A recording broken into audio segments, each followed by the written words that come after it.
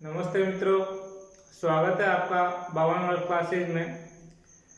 आज हम संस्कृत साहित्य की संधि पर चर्चा करने वाले हैं।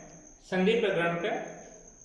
संधि प्रकरण सम उपसर्ग पूर्वक धा धातु की प्रत्यय से मिलकर बना है। संधि की परिभाषा है कि दो वर्णों के मेल को संधि कहते हैं। सामान्य सी परिभाषा जो हमको प्रारंभ में पढ़ा दी जाती है। अब इसमें कई बार हम कंफ्यूज होते हैं वर्ण या शब्द। पहली बात तो संधि में दो वर्णों का मेल होता है। फिर आपसे पूछे वर्ण कौन कौन से, तो वर्ण होता है प्रथम पद का अंतिम वर्ण और उत्तर पद का प्रथम वर्ण। ये कैसे निकालते हैं? प्रथम पद का अंतिम वर्ण और उत्तर पद का प्रथम वर्ण। जैसे कि हमारे पास दो पद है, हिम प्लस आलय, हिमालय। अब हिम एक पद है, आलय भी पद है। अब हिम में हम देखें है प्लस ई प्लस में प्लस ए, सामने है आ प्लस ले प्लस ए प्लस ये प्लस ए। अब हमने इन पदों का वर्णच्छेद किया तो हमने देखा कि भाई हिम जो पद है इसका प्रथम पद है और अंतिम पद ए है। आलय जो उत्तर पद है इसका प्रथम पद आ है। तो हमको संधि किसमें करनी है? प्रथम पद का अंतिम वर्ण, उत्तर पद का प्रथम वर्ण। अब हमारे पास दोनों वर्ण आ गए जिनमें हमको संधि करनी है। ए प्लस आ, ए प्लस आ बराबर आ, दीर्घ संधि का उदाहरण है। अब हिम में ये इनमें हमें कोई बदलाव या कोई परिवर्तन नहीं करना है। जैसे हमने पढ़ा है कि संधि दो वर्णों के मेल को संधि कहते हैं, तो हमको मतलब वर्णों से ही है, हमको बाकी शब्द के बाकी वर्णों से कोई मतलब नहीं है। अब यहाँ पर हिम में से में से ए हमने निकाल लिया तो मैं अनंत रह गया। आले में से हमने आ ले लिया तो यहाँ क्या रह गया? ले। अब आप देखो हिम प्लस आ प्लस ले। अब हम इसको संयोग कर देंगे। हिम में आ मिलाया मा ले ये हिमालय, ये आपका संधि। अब आप समझ गए होंगे दो वर्णों के मेल को संधि कहते हैं। जब संधि होती है तो निश्चित रूप से दो वर्ण आपस में मिलते हैं तो कोई ना कोई परिवर्तन या विकार अवश्य होता है। जब संधि में दो वर्ण मिलेंगे तो उनमें कोई ना कोई बदलाव या परिवर्तन होगा, तो उसको परिवर्तन को विकार कहते हैं। तो यहाँ पर ये तो हुई हमारी संधि, इसको तो हम बोलते। अब यही ये क्या है? संधि। और इस संधि को हम जब अलग अलग करेंगे तो वो हो जाता है विच्छेद। तो संधि और विच्छेद। संधि में कुछ शब्द हैं जो अक्सर काम में आते रहते हैं, जैसे आदेश, आगम, एक आदेश, लोभ। ये जो शब्द हैं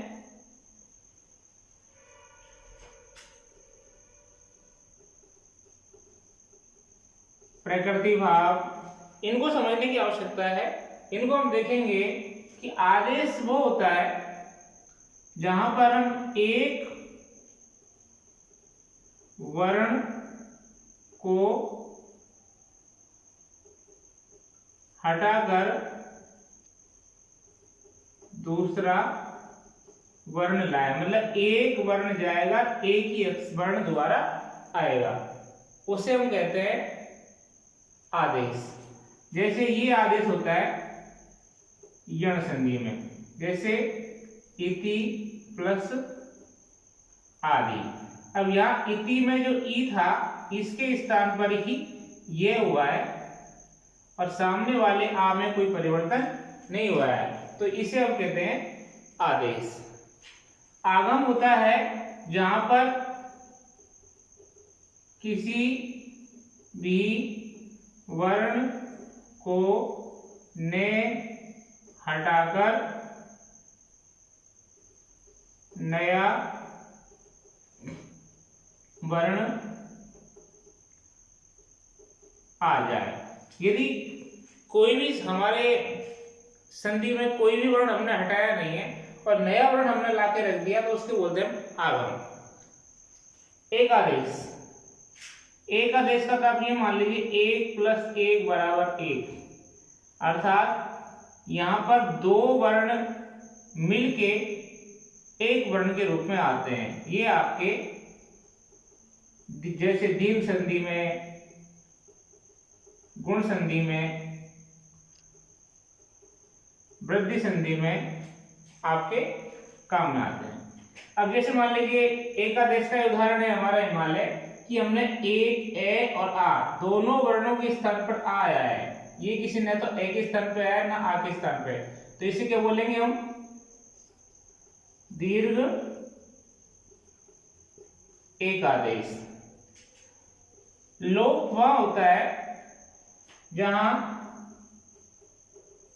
किसी भी वर्ण का आगमन नहीं होता तथा वर्ण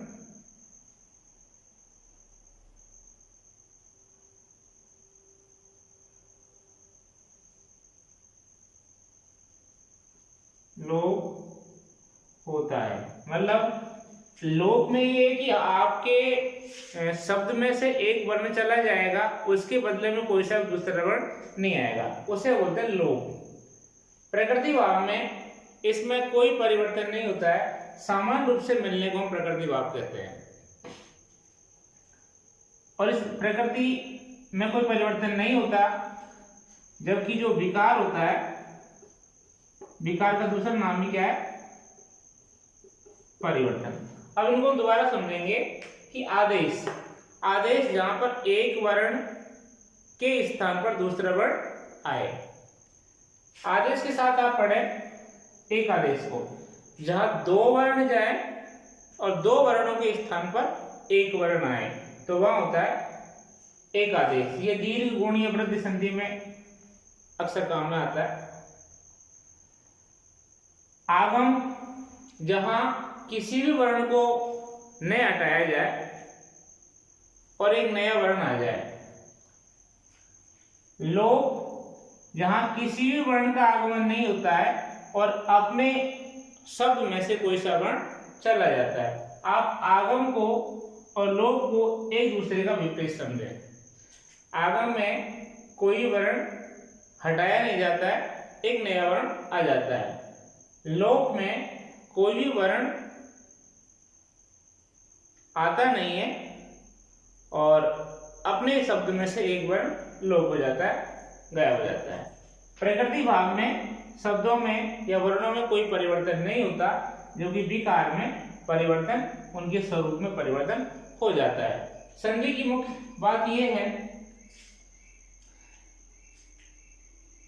वर्ण प्रथम पद या प्रथम पद का अंतिम वर्ण और उत्तर पद का प्रथम वर्ण। अब हम आते हैं संधि के प्रकार। संधि तीन प्रकार की होती है। पहली होती है स्वर संधि, दूसरी होती है व्यंजन संधि, तीसरी होती है विसर्ग संधि। स्वर संधि का दूसरा नाम होता है अज संधि। व्यंजन संधि का दूसरा नाम होता है हल संधि। ये अक्ष और हल है,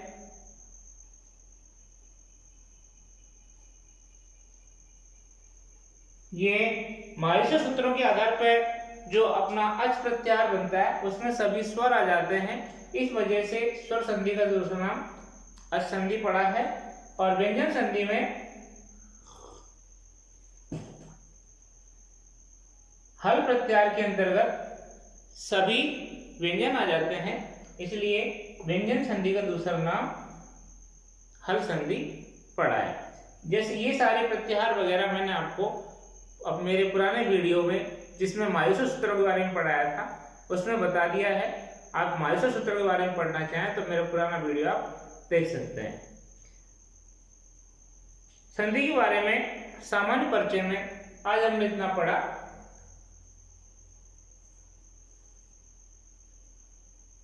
अब हम संधि को विस्तार से पढ़ेंगे कि स्वर संधि के भेद, व्यंजन संधि और विसर्ग संधि में कौन कौन से सूत्र, कौन कौन सी व्यवस्थाएं आती है। धन्यवाद। आप सभी को ये चैनल अच्छा लगे इसको लाइक करें, सब्सक्राइब करें। ये जो व्याकरण है ये वर्तमान में रीट की परीक्षा है उसके लिए बहुत महत्वपूर्ण होने वाली है, और सभी जो संस्कृत व्याकरण से संबंधित सभी प्रतियोगी परीक्षाओं के लिए ये क्लासें महत्वपूर्ण होने वाली है। इसलिए आने वाली वीडियो आपके पास पहुंच सके इसलिए आप इस चैनल को लाइक करें और उसके पास में सब्सक्राइब के पास में लाइक करें, सब्सक्राइब करें और सब्सक्राइब के पास में जो बेल आइकन है उसको आप प्रेस कर दें। उसके बाद जैसे ही हमारा नया वीडियो अपलोड होगा उसका नोटिफिकेशन आपके पास पहुंच जाएगा। धन्यवाद।